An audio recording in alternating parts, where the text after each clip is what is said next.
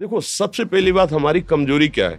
हम परेशान हो जाते हैं। संसार में देखो तो परेशान, परमार्थ की तरफ देखो तो हम परेशान हो। ये हमारा आदत स्वभाव बन गया परेशान होना। थोड़ा सा धैर्यवान बनो, गंभीर बनो। कोई इस भारी से भारी विपत्ति में परेशानी स्वीकार करके विपत्ति से थोड़ी निकला जाता। सुलझो, ठीक है, ये विपत्ति आई, समस्या आई, इसका समाधान होगा। ऐसा थोड़ी कि हमें नष्ट कर देगी। अगर अभी हमारी बड़ी हानि हो जाती है, हम कल इससे बड़ा लाभ प्राप्त कर सकते हैं। हमको एकदम बिल्कुल गंभीर रहना है, इतने कमजोर नहीं बन जाना। अब वो गए तो क्या होगा, अब वो वस्तु गई तो क्या, पद गया तो क्या होगा। प्रयास किया था, ये पद मिला था, इससे बड़ा पद प्राप्त करूंगा, मैं इससे बड़ा महान बनूंगा। ठीक है, एक बार गिर गया, गलती हो गई, दंड भोगूंगा, फिर इससे ज्यादा संयम में रहूंगा। बिल्कुल मतलब एकदम फ्रेश दिमाग रखना चाहिए। और अपने लोग क्या है, जरा सी बात में एकदम पछड़ा कर लेते हैं, एकदम कमजोर हो जाते हैं। ये बिल्कुल ठीक नहीं है। हम जीवन भर की यात्रा की बात कह रहे हैं, भारी से भारी कष्ट में भी मुस्कुराना, तो हमें बल मिला है, हमें भगवान की कृपा का दर्शन हुआ है, हमें उनका दुलार दिखाई दिया है।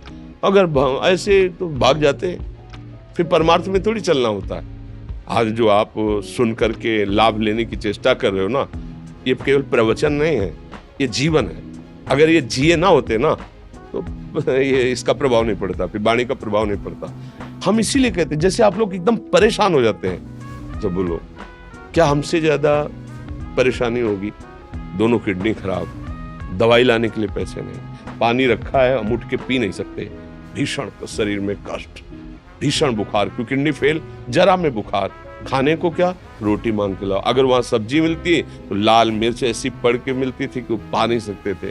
आप सोचो, पानी लाना है तो मुझे लाना है, पीना है तो मुझे पीना है। अगर मैं हारता तो कहां पहुंच जाता, क्या स्थिति होती? नहीं, मरना है, पर कदम पीछे। कोई दिन ऐसा नहीं जिस दिन सेवा ना की हो, जिस दिन सेवा ना गए हो। गुरु जी की सेवा में जाना है, पहले अपने को स्वस्थ साबित करना है, नहीं वो सेवा नहीं लेंगे। तुम बीमार हो, तुम कष्ट में हो, ऐसे उनकी दृष्टि परेशान थी, सेवा की, आके लेट गए। फिर हिम्मत की, अपनी श्री जी की सेवा की, मधुकरी नहीं गए, 3-3 4-4 दिन भोजन नहीं गए, पर सेवा नहीं छोड़ा, दिनचर्या नहीं छोड़ी। और उसका प्रधान कारण संयम, ब्रह्मचर्य, भगवदाश्रय, नाम जप, कभी हारने नहीं दिया।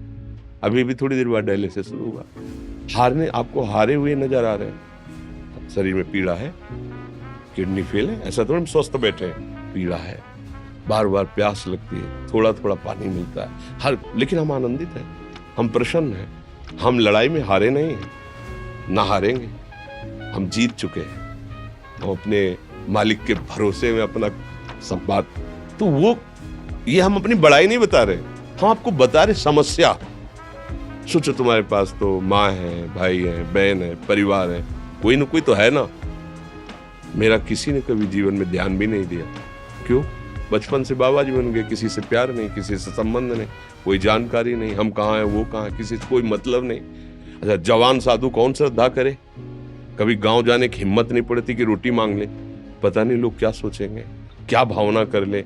हम दरवाजे पे खड़े हैं, क्या कैसी भाव, जो हमारे सामने आकाश वृत्ति से आया यौवन अवस्था में, वही पाया, अन्यथा भूखे रह गए।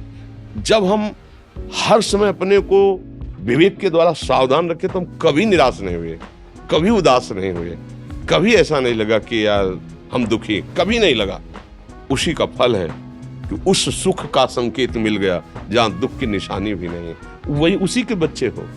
हम सब उसी धातु से बने हुए हैं। हम इतना क्यों परेशान हो जाते हैं? हम ये देखते हैं, अपने लोग थोड़ी बात बिगड़ गई, परेशान, नहीं बिगड़ी तो बिगड़ जाने की संभावना में परेशान है।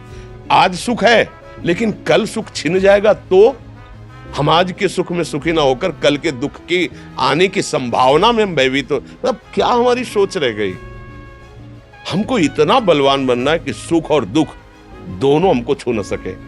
भारी से भारी सुख की व्यवस्था है तो अहंकार नहीं, हर्षित होकर किसी का अपमान न करे कि हम धनी, हम पदाधिकारी, अमुक। भारी से भारी दुख आया तो हमें किसी के सहयोग की जरूरत नहीं, हम फिर अपने कदम बढ़ाएंगे, हम फिर जुड़ी हुई अपनी भावनाओं को सजाएंगे। मस्त जीवन, एकदम तुम अविनाशी के बच्चे हो। शेर का बच्चा भेड़ों के बीच में फंसकर म्यों म्यों बोल रहा है, बस अगर दहाड़ना सीख जाए तो कोई भी उसे परास्त नहीं कर सकता। ऐसे भगवद अंश, तू प्रपंच में फंसकर अपने को इतना दीन क्यों देख रहा है? तू ऐसा है कि भगवान के दिव्यास्त्र में भी ताकत नहीं तेरे को मार सके। तू अविनाशी का अविनाशी बच्चा है। विनाशी भोगों को, विनाशी शरीर को मैं मान के इतना भयभीत, इतना दुख ठीक नहीं। ये सबके लिए, केवल एक के लिए नहीं। आप समझो, आप लोग सोचते हैं हम गृहस्थ होकर भला ऐसी स्थिति कैसे। जनक जी सुखदेव जी के गुरु हैं और राजा हैं, महल है, रानियां हैं, नौकर है, चाकर। क्या सुखदेव जी जिनके शरीर में लंगोटी भी नहीं है, दिगंबर, परमहंस के गुरु है जनक जी जो राजा हैं। समझो आप ऐसा ना सोचे कि हम नौकरी कर रहे हैं, हम संसार में, हम गृहस्थ हैं, हम अध्यात्म की ऊंचाई पर नहीं चढ़ सकते। नहीं, आप एक सरकारी नौकरी या आप किसानी या व्यापार करते हुए आप एक अध्यात्म की ऊंचाई में चढ़ सकते हैं। और अध्यात्म ही है जो तुम्हें इस माया के दुख सुख से ऊपर उठा सकता है। दूसरा, चाहे जितनी संपत्ति आ जाए, आप सुखी नहीं हो सकते। सब देख लो, आंख खोल के देख लो। अध्यात्म ही है जो तुम्हें हर कष्ट सहकर मुस्कुराकर जीने का रास्ता बता देगा कि आप आनंदित हो जाओगे। कुछ नहीं बिगड़ा। अध्यात्म है तो कुछ नहीं बिगड़ा, अध्यात्म नहीं है तो कुछ नहीं बना, कुछ हाथ नहीं लगने वाला।